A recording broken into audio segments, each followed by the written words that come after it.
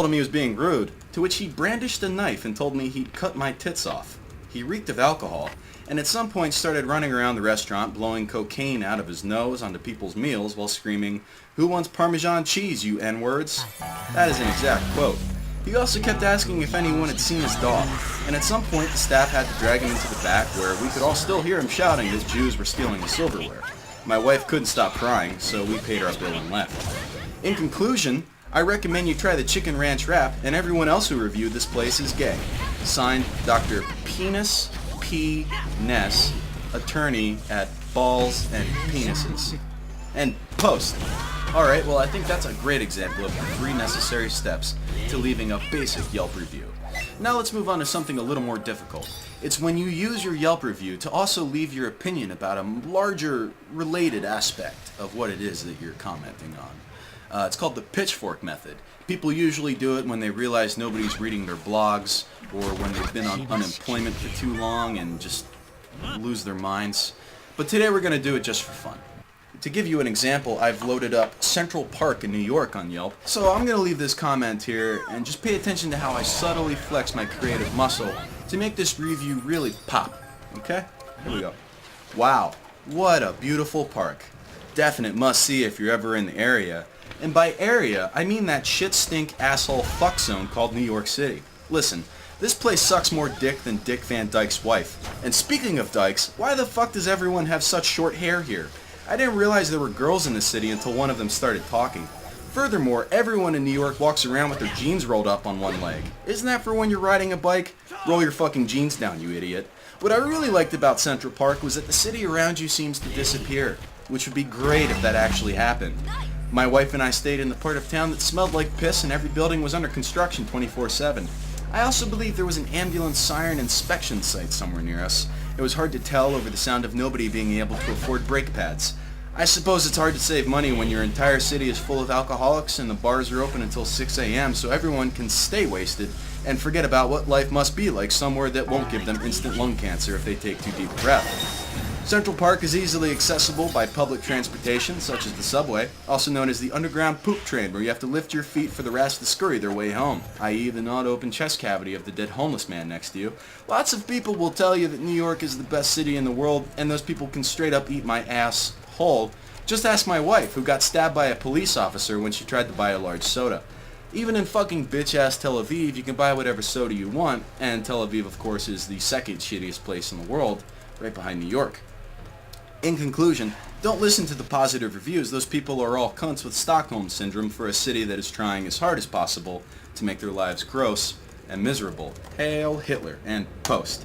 Okay, did you guys notice how I used IE there? Now, a lot of people mistakenly think that IE stands for in example. That's simply not true. IE is used in place of that is. Written out fully in Latin, it's id est. You use it when you want to say in other words. It's simply used to specify or make more clear.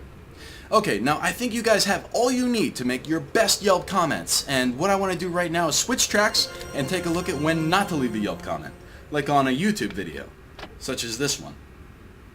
Judging by the amount of views that this YouTube video has, that you've all seen it, and I can skip watching it and just go straight to my comment. Found this while looking for hot new artists to JO to, and was pleasantly surprised by the talent and charm of this band. Unfortunately, I found myself distracted by the story, so thumbs down for that. Also, I'm disappointed by the stupid hats everyone is wearing.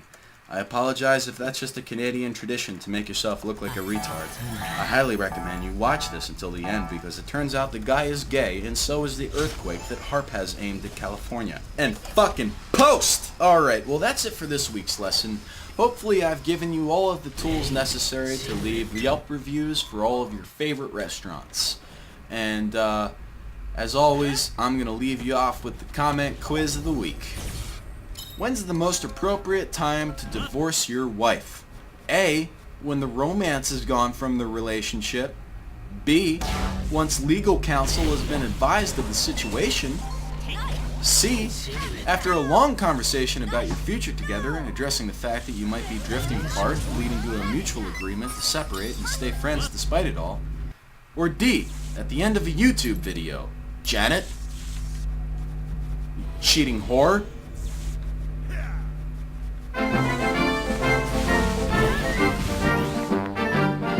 I want to shout out to my sponsor, Chick-fil-A. Chick-fil-A? Hey, you want a chicken sandwich? Are you gay? Then no!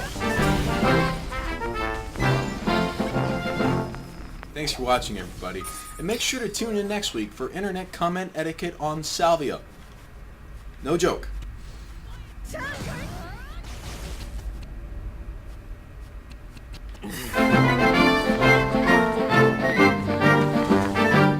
Why, hello there. Welcome to Internet Comment Etiquette. I'm Eric, your host, and today's topic is talking to politicians. Now, there's a lot of politicians on the internet. They like to engage in social media platforms because it gives them immediate access to the hearts and minds of the American public. And by having an open comment section, that's their way of saying that they want to know what we think. So today I'm going to go over a couple different ways to leave proper, respectful internet comments on some popular politicians' YouTube videos. The first video up today is called Faith is an Important Part of This Country by YouTube user Rick Santorum. And play. Faith is a very, very important part of my life, and it's a very, very important part of this country. But the Constitution is the how of America. No other country in the world has its rights based in God-given rights, not government-given rights. Everything government gives you, it can take away. Interesting. Well, I think I'm ready to leave my... Alright, well, I think that's going to be a great comment. Now, I wanted to clear something up with you guys for a second. A lot of you mistakenly think that I'm a supporter of this guy right here, Ron Paul. It's not true. I don't even know who this man is. The guy that I'm referring to is my good friend LeBron Paul. I call him Ron. And I believe he's got what it takes to become the next great American president. I am behind him 100%, and I know he's got what it takes to take his campaign to the top. Moving along, the next video we're going to look at is from a politician that we might not always agree with, but we still want to show some respect to. It's called Newt Slam Sopa by YouTube user N. Gingrich. And play... What is your take on SOPA, and how do you believe it affects Americans? Well, you're asking a conservative about the economic interest of Hollywood. Well, I favor freedom. And I think that if I think that we have a patent office, we have copyright law, but the idea that we're going to preemptively have the government start censoring the internet on behalf of giant corporations' economic interest strikes me as exactly the wrong thing to do. And I'm ready to leave my comment. Oop. Oh. Hate to see that. But if there's one thing I've learned from all these years of teaching comment etiquette, it's that comments are always enabled somewhere. I guess I'll just have to leave my thoughts here. Newt, I admire your stance on freedom of speech. I don't agree with all your policies, but it's good to know that you respect my constitutional right to say that you look like a big fat stupid Gerber baby, you gross fucking potato-shaped cunt. Hopefully America gets cancer so you'll have the sudden impulse to leave it.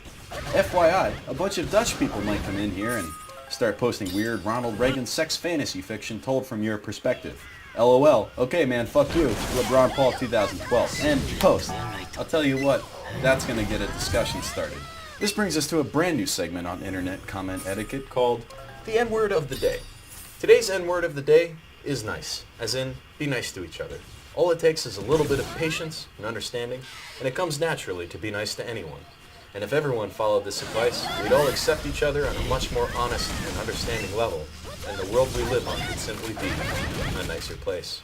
Thank you. That was our N-word of the day. Now, the final video that we'll be practicing our commencement on is called Family by Mitt Romney. Play. Even then, you knew that these moments would be fleeting. Yeah. Wrestling and throwing balls and just being a kid himself. Yeah. There were a lot of pranks. A lot of pranks. The boys liked to surprise him. Yeah. And his reaction always wasn't what you would expect. I'm definitely ready to leave my comment on this. Just whip out this old school classic. Hey Mitt, this is Eric's balls. That's a beautiful family you've got. My favorite part was when your wife said how much you love balls and family. See, I have a ball wife and my own kids who are balls as well. So I'm glad we both have balls that we know. Champion Chris Christie. Now, there's a lot of people on the internet that have to deal with being white and male, and that's not always an easy thing, I should know. That's why I've created some helpful tips that we're going to utilize on today's videos to hopefully transcend the sometimes negative stereotype that just seems to follow us around. I do have to mention that today's lesson is brought to you by Ed Hardy. Ed Hardy, hats now available in blue. So I've got today's first video queued up, and play. Yo, dude. License and registration? Yeah, I know the drill, man. Excuse me? You want a landmark? License? Yeah, let's get some loggers, baby. Spread your legs. What are you doing, man? Relax. No, it's pretty tight. You know, I got my boys. I didn't do anything. Yeah, I do. Relax. I got my boys. You're not packing any Tech 9 here, are you? No, baby. How's your sister doing? Yo, can you bring that Ed Hardy Tiger shirt over? I left it at your place. Citation for excessive lane change. All right, cool. Thanks, bro. All right, well, I think I'm ready to leave my comment. Wow, I've never had any of these problems. Probably because my cousin is a cop and gives me these get-out-of-jail-free cards every Christmas. I LOL'd when that guy got tased, though, so thanks for that. Cool vid, bros. And don't forget to check out Ed Hardy's new spring collection called Sleeveless Red Bull Tribal Tattoo. Keep rocking and come check me out spinning fresh dubstep at Carolina Blues in Mullica Hill, New Jersey this Friday. Get her done. Cheers, mate. Thumbs up if you play Minecraft. And post. You see how much information I just let loose there? That was fantastic. Now the next one that we're going to watch is going to be a little bit harder to comment on as a white male on the internet, so we're going to have to really pay attention to it. It's called How I Stay Above the Influence by Ricky Drumstick. And play. Hey guys, Ricky here. Alright, so for this video today, I'm going to be sharing with you guys how I personally handle difficult situations and have decided to live above the influence of negative pressure. Throughout life, in high school especially, I know from personal experience, peer pressure in difficult situations are coming at you from all different angles. Science, bitch. The only thing sobering about this video is it reminded me that NWO has created a false flag nation, chemtrails, and post. All right, now that's gonna get the party started. Now I want to switch tracks for a second and talk about something. You guys have been leaving me a lot of negative feedback for using my Macintosh laptop to post these comments, so hopefully nobody feels left out now. So let's get to our next video, which we're gonna comment on as a white man on the internet. Man test pepper spray neutralizer. And Plark. Okay, get it all over as much as you can. Get it all over. Now spray your face. Hey, what's up, man? Another bunch. I heard you had bruise. Hit me. You're spraying it good. Got this too. What's this for? No, man. Fuck the police. That's why. All right. All right, dude. Thanks a lot. Good work. Yeah. You want me to call 911? All right, well, I think you know what time it is. Ha ha ha, fucking LOL. Oh my God, that dude got fucked up. This made my day. I was so bored and I was like, OMG, I'm just gonna die if nothing cool happens. Then I found this video. He was all like, oh fuck, I can't breathe. I'm gonna bring this stuff to the next Occupy protest and drink it so I get to piss on all those stupid hippies' faces when the cops, note, heroes, mace the fuck out of them. Can't wait to show this to my snowboarding buddies. Anyway, neutralize these nuts, bitch.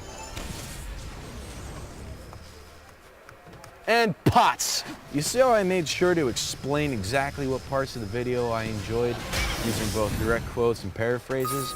That's what's going to help this comment garner some real thumbs up from the YouTube community.